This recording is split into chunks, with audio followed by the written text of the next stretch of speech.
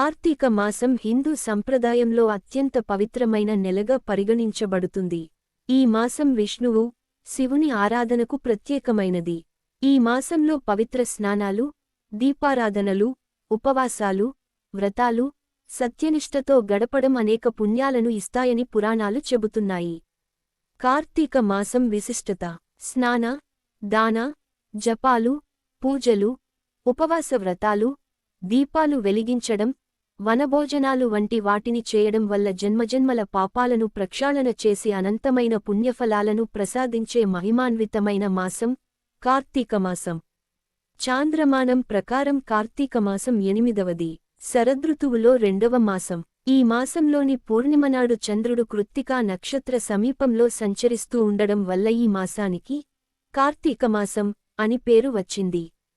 శివునికి ప్రీతిపాత్రమైన మాసం కార్తీక మాసం. ప్రతి ఏటా దీపావళి వెళ్లిన మరుసటి రోజు నుంచి అతి పవిత్రమైన కార్తీక మాసం ప్రారంభమవుతుంది. ఈ మాసంలో భక్తులంతా నిత్యం బోళాశంకరుని నామాన్ని స్మరిస్తూ ఉంటారు. పురాణ కాలం నుంచి ఈ మాసం ఓ ప్రత్యేకతను సంతరించుకుంది.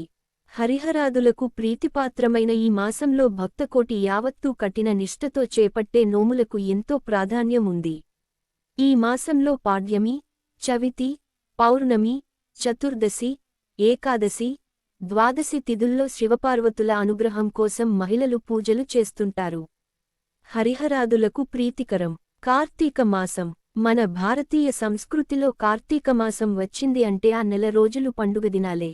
అందులోనూ కార్తీక మాసం ఈశ్వరారాధనకు చాలా ముఖ్యమైనది.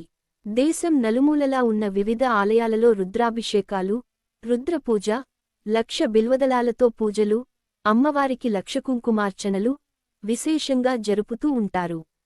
అలా విశేషార్చనలు జరిపే భక్తులకు సదాశివుడు ప్రసన్నుడై కొంగుబంగారంలా సంతోషం కలిగిస్తాడు. కాబట్టి ఆ స్వామికి ఆసుతోషుడు అనే బిరుదు వచ్చింది. ఈ మాసంలో వచ్చే సోమవారాలు చవితి, ఏకాదశి, ద్వాదశి, పౌర్ణమి అత్యంత పుణ్యప్రదమైనవి. నెల అంతా సాధ్యపడని భక్తులు కనీసం ఆయా రోజులలో పవిత్రపుణ్య నదీ స్నానం ఆచరించి, ఉపవాస దీక్షలు చేస్తూ మహాన్యాసపూర్వక మహారుద్రాభిషేకాలు, లక్ష బిల్వార్చనలు, లక్ష కుంకుమార్చనలు, లలిత, విష్ణు సహస్రనామ పారాయణాలు, ప్రతినిత్యం ఉభయ సంధ్యలలో దీపారాధన చేసేవారికి విశేష పుణ్యఫలం లభిస్తుంది.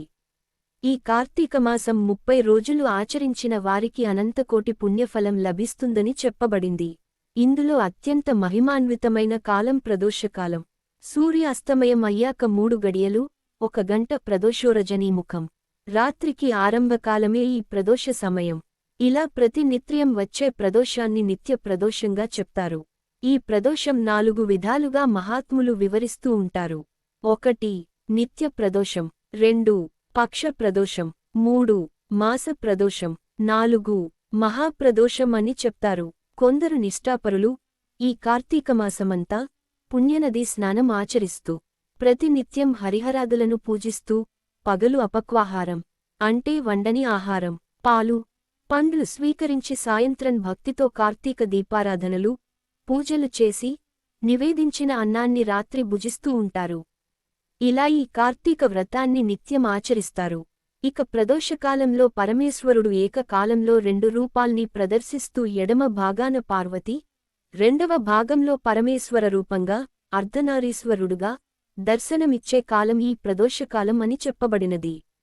ఆ ప్రదోష సమయాల్లో ఆ తల్లి అధ్యక్షురాలు గా అధిరోహించియుండగా పరమేశ్వరుడు పరవశించి తాండవం చేస్తూ ఉంటాడు. ఆ నృత్యాన్ని దర్శించటానికి దేవతలందరూ అక్కడ కొలువుతీరి ఉంటారుట. ఆ సమయంలో ఆ తాండవ నృత్యానికి అనుగుణంగా సరస్వతీదేవి వీణ వాయిస్తూ ఉంటే బ్రహ్మ తాళం వేస్తాడట. శ్రీ మహాలక్ష్మి గానం చేస్తూ ఉంటే శ్రీ హరి మృదంగం వాయిస్తాడుట. ఇంద్రుడు వేణునాదంతో పులకింపచేస్తూ ఉంటాడు. అలాంటి ప్రదోష సమయాల్లో దేవగంధర్వ మహర్షి సిద్ధులందరూ పరమాత్మ స్వరూపాన్ని కొలుస్తూ ఉంటారుట. కాబట్టి ప్రదోష సమయాల్లో శివుని ఆరాధిస్తే శివుని ఆశీస్సులతో పాటు మిగతా దేవతల ఆశీస్సులు కూడా ఏకకాలంలో మనం పొందగలుగుతామని చెప్పబడింది. ఇంకా మనకు ఆ అర్ధనారీశ్వర స్వరూపాన్ని ధ్యానిస్తే 2 ప్రయోజనాలు లభిస్తాయట. కామం అంటే కోర్కెలను నియంత్రించే శక్తి మరియు కాలాన్ని అంటే మరణాన్ని జయించే శక్తిని ప్రసాదిస్తాడట. ఇంకా ఈ ప్రదోష దర్శనం సర్వశుభాలను కలుగచేసి సర్వదారిద్ర్య బాధలను తొలగించి సర్వసంపత్తులు అనుగ్రహిస్తుంది అని చెప్పబడింది.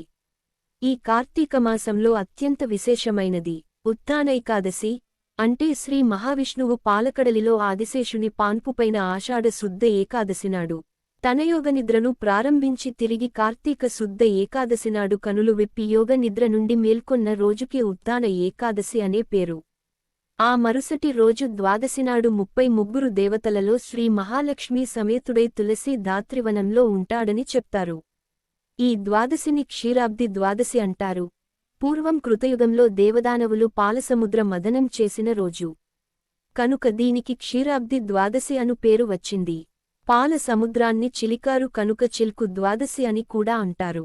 కనుక స్త్రీలు ఈ రోజు వారి సౌభాగ్య సంపదల కోసం తులసి ధాత్రి, తులసికోట దగ్గర విశేష దీపారాధనలు చేసి షోడ్శోపచారాలతో తులసీదాత్రి లక్ష్మీనారాయణులను పూజిస్తారు. ఆ రోజు దేశం నలుమూలలా ఉన్న ఆలయాలలోని లక్ష్మీనారాయణ మూర్తులను మిరుమిట్లు గొలిపే విద్యుత్ దీపకాంతితో, బాణసంచాలతో సమీప నదీజాలలో తెప్సోత్సవం నిర్వహిస్తూ ఉంటారు.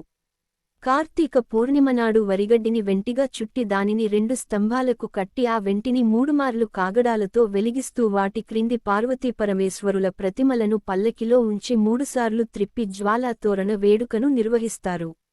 అలా హరిహరాదులకు ప్రత్యేక ఉత్సవ వేడుకలు నిర్వహిస్తారు. ఇలా ఈ కార్తీకమాస విశేషాలను కొనియాడి చెప్పడానికి సహస్రముఖాలు కలిగిన ఆదిశేషుడు, చతుర్ముఖుడైన బ్రహ్మకే సాధ్యం కాదని చెప్పగా, ఇక మానవ మాతృలమైన మనమెంత అని సూతమహాముని చెప్పారు. మన సంస్కృతిలో ఈ దీపారాధన అనేది ప్రధానాంశం. ఈ దీపదానంలో ఆవునెయ్యి ఉత్తమోత్తమమైనది, మంచి నూనె మధ్యమము, ఇప్పనూనె అధమము, ఇతర నూనెలు అడవిలో పుట్టిన నూనెలు అధమాతి అధమములు. గేదె నేతితో దీపము వెలిగిస్తే పూర్వ పుణ్యము కూడా నశించిపోతుంది. అదే స్వల్పంగా ఆవునేయి కలిపి వెలిగిస్తే దోషము లేదని, అలా 1 మొదలు 1000 వరకు దీపాలు వెలిగించుటం ఎంతో శుభప్రదమని, వాటి సంఖ్యను బట్టి వివిధ ఫలితాలు అందిస్తుందని దీపదాన మహాత్మ్యంలో చెప్పి ఉన్నారు. అలాంటి దీపారాధన పూజామందిరంలో, దేవాలయాలలో, గృహప్రాంగణాలలో, తులసీ బృందావనంలో, మారేడు, రావి వంటి దేవతా వృక్షాల దగ్గర, పుణ్య నదీతీరాలలో వెలిగించుటం అత్యంత పుణ్యప్రదమని పురాణాలు వర్ణించి చెబుతున్నాయి. ఈ మాసంలో సోదరి చేతివంట భగినీ హస్తభోజనము చేసి యథాశక్తి వారికి కానుకలు సమర్పించుటంతో పాటు సమీప వనంలో బంధువులు, స్నేహితులతో కలిసి ఉసిరి చెట్టును పూజించి సాత్విక ఆహారంతో వనభోజనాలు చేస్తూ ఉండటం మంచిది. అందువల్ల మన జీవన గమనంలో మంచి ఆహ్లాదంతో పాటు అన్నదాన ఫలితం కూడా లభిస్తుంది. అలాంటి మహిమాన్వితమైన ఈ కార్తీకమాసంలో నియమనిష్టలతో హరిహరాదులను అనునిత్యం ఆరాధిస్తూ కార్తీక పురాణ పఠనం చేస్తే అనంతకోటి పుణ్యఫలం లభిస్తుందని, ఈ పవిత్ర పుణ్యదినాలలో అలసత్వం వహించకుండా యథాశక్తి దీపదానము, వస్త్ర, ఫల, పుష్ప, సువర్ణ దానాలు మొదలైనవి చేయటం వల్ల ఇహంలో సర్వసుఖాలు అనుభవించుటమే కాకుండా జన్మాంతరంలో జన్మరాహిత్యాన్ని పొందగలరని ఈ కార్తీకమాస వ్రతమహాత్యాన్ని గురించి సూతమహాముని శౌనకాది మునులకు వివరించాడు. ఈ వీడియో ఇంకా అంతే friends. Thanks for watching. Please do subscribe. Thank you all.